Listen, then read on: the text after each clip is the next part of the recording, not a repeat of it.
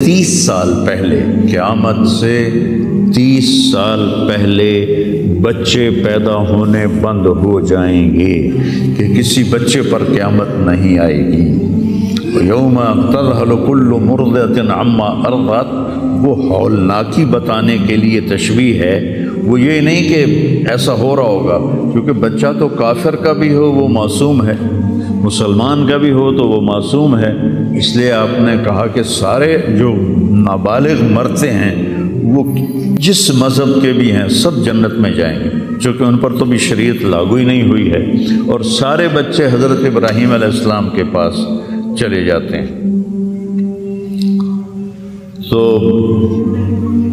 تو حدیث پاک میں آتا ہے جتنے اہل ایمان کے بچے بالغ ہونے سے پہلے، پیدا ہونے سے لے کر 15 سال سے پہلے تک جو فوت ہو جاتے ہیں، سب حضرت ابراہیم علیہ السلام کے پاس ہوتے ہیں، ساری نسل ابراہیم علیہ السلام کے پاس، اور وہ ان کے باپ ہوتے ہیں، اور ان کے ساتھ وہ اپنی وہاں کی جنت کے مزے لیتے ہیں، پتہ نہیں کیا لیتے ہیں، ان میں تو کوئی نہیں پتہ۔ بس آپ نے اپنے بیٹے کے بارے میں فرمایا، حضرت ابراہیم رضی اللہ تعالیٰ عنہ علیہ السلام، چونکہ وہ ابھی ماں کا دودھ پیتے تھے، ان کا انتقال ہو گیا، تو آپ نے فرمایا اللہ تعالیٰ نے جنت میں ایک حور کو مقرر کر دیا ہے ابراہیم کو دودھ پلانے کے لیے، سبحان، اور کسی بچے کے بارے میں ایسی بات نہیں ہے۔ تو ڈران والی گل کوئی نہیں، ساڈو تے قیامت نہیں ہوندی، 30 سال پہلے بچے پیدا ہونے بند ہو جائیں گے، قیامت 30 اور 30 سے اوپر کی عمر کے لوگوں پر ہوگی، اور وہ جانوروں کی طرح ہوں گے، سڑکوں پہ زنا کریں گے، اور ہر انسانی جو اخلاق ہیں ان سے وہ خالی ہو جائیں گے، ان سے وہ خالی ہو جائیں گے۔ یہ امت کے اوپر امتحان ہے۔ ہمارا ایک ساتھی ہے وہاں کینیڈا میں، اس نے مجھے خواب سنایا کہ میں نے دیکھا کہ غزہ کے جتنے شہداء کے بچے ہیں وہ آسمان پہ تیر رہے ہیں، اور اللہ کے نبی ہر آنے والے کا استقبال فرما رہے ہیں۔ تو ہمیں دیکھنے میں تو بڑا ظلم نظر ہے، ظلم ہے بھی صحیح، لیکن ہماری تو موج ہے، تو ساری جنت میں گئے، جتنے بڑے شہید ہوئے وہ بھی جنتی، عورتیں شہید ہوئیں وہ بھی جنتی، مرد شہید ہوئے وہ بھی جنتی، اور بچوں کا تو میں نے کینیڈا میں ایک نوجوان خواب دیکھ رہا ہے، راونڈ کا پڑھا ہوا عالم ہے، کہ میں نے خواب دیکھا کہ غزہ کے شہداء کے بچے آسمان پر تیر رہے ہیں، اور اللہ کے نبی ہر آنے والے بچے کا استقبال فرما رہے ہیں۔ تو ساڑی تو موج ہو گئی، ہمیں دیکھنے میں موت نظر آتی ہے، حقیقت میں دیکھو ایک ہوتا ہے کامیاب ہونا، اور ایک ہوتا ہے فتح پانا، ایک ہوتا ہے ناکام ہونا، اور ایک ہوتا ہے شکست کھانا۔ یہ دو الگ چیزیں ہیں، کامیابی الگ چیز ہے، فتح الگ چیز ہے، ناکامی الگ چیز ہے، شکست الگ چیز ہے۔ کربلا کے میدان میں سب سے مقدس خون بہایا گیا، سب سے پاکیزہ خون بہایا گیا، اور ان سب کو شکست ہو گئی، اور وہ سارے گردنیں کٹوا کے نیزوں پہ چڑھ گئے، لیکن وہ ناکام نہیں ہیں، وہ کامیاب ہیں۔ انہیں شکست ہوئی ہے، انہیں ناکامی نہیں ہوئی، وہ کامیاب ہیں۔ اور شمر کا لشکر وہ فتح پایا ہے، وہ کامیاب نہیں ہے، انہوں نے فتح پائی، کامیاب نہیں۔ ابن زیاد کی گردن کٹ کے جب لائی گئی مصعب بن عمیر کے سامنے، جیسے حضرت حسین علیہ السلام کی گردن کٹی ہوئی ابن زیاد کے سامنے رکھی گئی، تو وہ ایسے منہ پہ چھڑیاں مار کر کہنے لگا، میں نے ایسا خوبصورت چہرہ آج تک نہیں دیکھا جو مرنے کے بعد بھی اتنا چمکتا۔ کٹی ہوئی ابن زیاد کے سامنے رکھی گئی، تو وہ ایسے منہ پہ چھڑیاں مار کر کہنے لگا، میں نے ایسا خوبصورت چہرہ آج تک نہیں دیکھا جو مرنے کے بعد بھی اتنا چمکتا ہوا تر و تازہ ہو۔ تو حضرت ابو برزہ اسلمی رضی اللہ تعالیٰ عنہ نے کھڑے ہو کر روتے ہوئے فرمایا کہ ظالم یہ چھڑی یہاں سے ہٹا لے، میں نے ان ہونٹوں پہ اللہ کے نبی کے ہونٹوں کو لگتے ہوئے دیکھا ہوا۔ تو کہنے لگا تو بوڑھا ہو گیا ورنہ تیرا بھی سر اڑا دیتا میں۔ تو جب اللہ تعالیٰ انتقام لینے پر آئے اور ابن زیاد کو قتل کیا گیا اور اس کی کٹی ہوئی گردن آئی حضرت مصعب بن عمیر کے سامنے، تو ایک دم مجمع میں ہلچل مچی، جاءت جاءت، وہ آیا وہ آیا وہ آیا۔ کیا دیکھا؟ ایک چھوٹا سا سانپ، اتنا انتہائی تیز، وہ تیزی سے آیا اور اس کی ناک میں داخل ہوا اور منہ سے نکل گیا، پھر اس کی ناک میں داخل ہوا اور منہ سے نکل گیا، پھر اس کی ناک میں داخل ہوا، پھر اس کے منہ سے نکل کے پھر غائب ہو گیا۔ تھوڑی دیر کے بعد پھر آواز آئی، جا وہ آیا وہ آیا وہ آیا۔ تو دیکھا وہ بھی سانپ پھر آ رہا ہے اور آ کر اس کی ناک میں داخل ہوا اور پھر نکلا نہیں، اندر ہی غائب ہو گیا۔ فتح پائی ابن زیاد نے لیکن ناکام ہو گیا۔ شکست کھائی امام حسین علیہ السلام اور ان کے 72 ساتھیوں نے، لیکن وہ کامیاب ہو گئے۔ جنگ سے پہلے آپ کو اونگ آ گئی تو آنکھ کھلی تو آپ ہنسنے لگے۔ حضرت زینب نے پوچھا یہ کوئی ہنسنے کا موقع ہے، کیوں ہنسے ہو؟ کہا خواب میں اللہ کے نبی ملے ہیں، کہہ رہے بیٹا میں تمہیں لینے کے لیے آ چکا ہوں۔ تو دیکھنے میں شکست ہوئی ہے لیکن وہ کامیاب ہیں۔ عمر بن سعد کو فتح ہوئی ہے، وہ ناکام ہے۔ عمر بن سعد کی کٹی ہوئی گردن بے مختار کے سامنے رکھی گئی۔ اللہ تعالیٰ نے ایک کو زندہ نہیں چھوڑا، جتنے بھی قاتلین حسین تھے سب قتل ہوئے۔ حضرت عثمان کے قاتل سب طبعی موت نہیں مرے، سب ذلت کی موت مرے۔ تو بھائیو یہ امتحان کی جگہ ہے، اللہ اپنے نبی کی امت کے گناہوں کو دھونے کے لیے ایسے حالات لاتا ہے۔ سب آپ نے فرمایا جتنا مجھے ڈرایا گیا اتنا کسی کو نہیں ڈرایا گیا۔ تو میں بتا رہا تھا ارض فلسطین یہ دوسری مسجد جو زمین پہ بنی 40 سال کے بعد، وہ مسجد اقصی ہے۔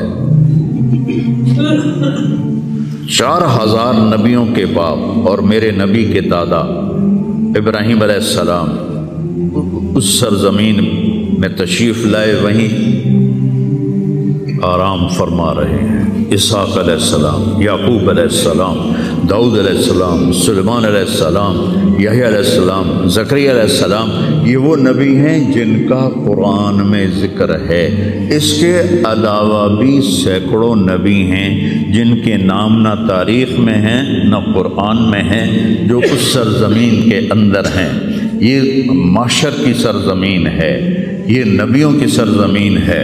میرے نبی نے فرمایا ارض المنشر والمحشر، یہ محشر کی سرزمین ہے اور دوبارہ زمین سے باہر نکلنے کی سرزمین ہے۔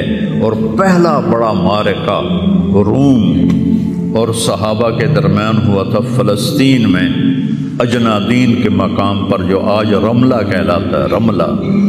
رملہ کے قریب یہ روم کی تعداد 90,000 تھی اور صحابہ کی تعداد 30,000 تھی، اور خالد ابن ولید رضی اللہ تعالیٰ عنہ وہ لشکر کے امیر تھے۔ اس وقت وہ عراق میں تھے۔ جب حضرت ابو بکر صدیق کو پتہ چلا کہ جو 18 دن کا تھا اور ایک راستہ تھا جس سے لوگ آتے جاتے تھے وہ 2 مہینے کا تھا، تو حضرت خالد نے فرمایا میں اس صحرا کو پار کروں گا۔ لوگوں نے کہا ہم بھوک سے مر جائیں گے، پیاس سے مر جائیں گے۔ کہا جس لشکر میں رافع ابن عمیرہ ہو وہ لشکر ہلاک نہیں ہو سکتا۔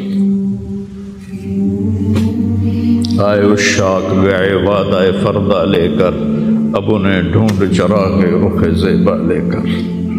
آئے تھے کچھ لوگ جو اللہ کو راضی کر کے دوستی لگا کے دکھا گئے، کب اپنی آنکھوں سے ڈھونڈ چراغ رخ زیبا، تمہیں نظر کوئی نہیں آئیں گے، مرد نظر آئیں گے، انسان کوئی نہیں نظر آئے گا، عورتیں نظر آئیں گی، انسان کوئی نہیں نظر آئے گا۔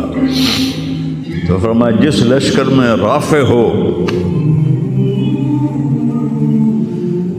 وہ لشکر ہلاک نہیں ہو سکتا۔ انہیں فرمایا ہمارے پاس پانی کا بڑا ذخیرہ ہے، ہم ہلاک نہیں ہوں گے، نہیں، ہمارے پاس رافع ہے، اور وہ شخص ہے کہ جو کہے گا اللہ کرے گا۔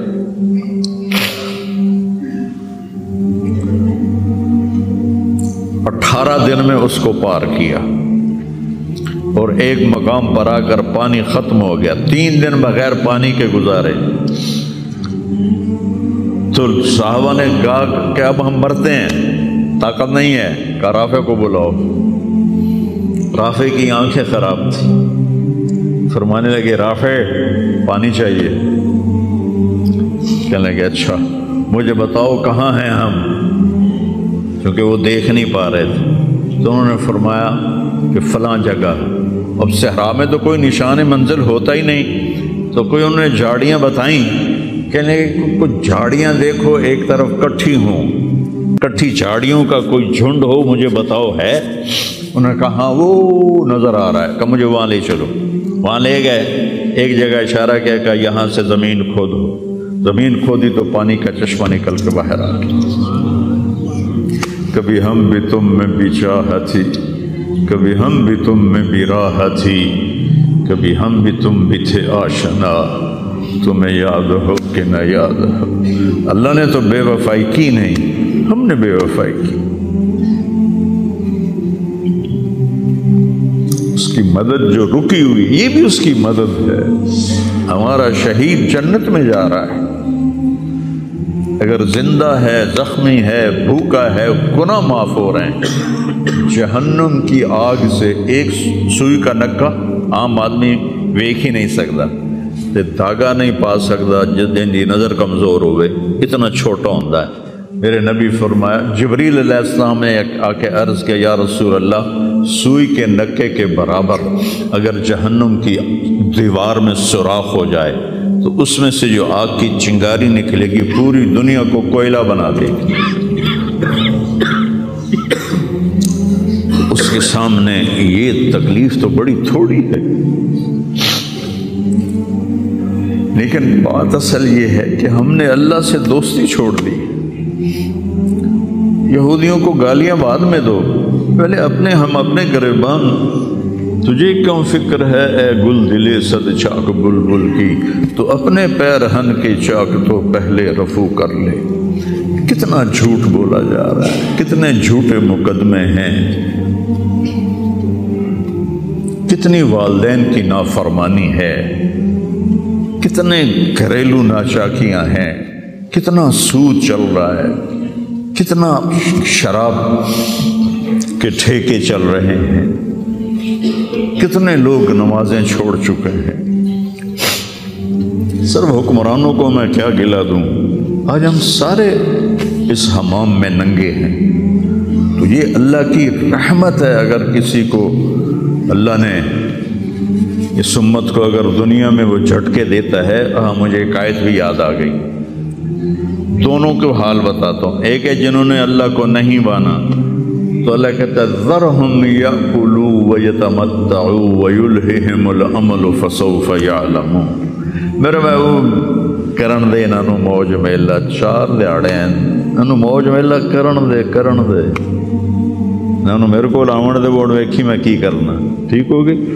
ہمارے بارے میں کیا کہا؟ وَلَنُذِيقَنَّهُمْ مِنَ الْعَذَابِ الْأَدْنَى دُونَ الْعَذَابِ الْأَكْبَرِ لَعَلَّهُمْ يَرْجِعُونَ۔ میں تمہیں دنیا میں چھوٹے چھوٹے عذاب دوں گا، بڑا عذاب نہیں دوں گا آخرت کا۔ یہ غزہ کی جو تباہی ہے یہ چھوٹا عذاب ہے، یہ چھوٹی تکلیف ہے۔ دون العذاب الاکبر فیعذبہ اللہ العذاب الاکبر یصلی النار الکبریٰ، اور عذاب اکبر نار کبریٰ جہنم ہے۔ تو میرا اللہ کہہ رہا ہے کہ میں تمہیں چھوٹے چھوٹے عذاب دوں گا، بڑا عذاب نہیں دوں گا، تاکہ تم توبہ کر کے میری طرف آ جاؤ، اور جو مجھے نہیں مانتے انہوں نے چھٹی دیتے۔ جو بچہ اسکول میں پڑھتا ہے اسی کی حاضری ہوتی ہے، غیر حاضری ہوتی ہے۔ جو پڑھتا ہی نہیں تو اس کی کون حاضری لیتا ہے یا غیر حاضری لیتا ہے؟ اپنے بچہ کوئی غلطی کرے تو اس کو تنبیہ کی جاتی ہے، گلی کا بچہ کوئی کچھ کرے تو ہم نے کبھی دیکھا ہے کہ کیا کر رہا ہے؟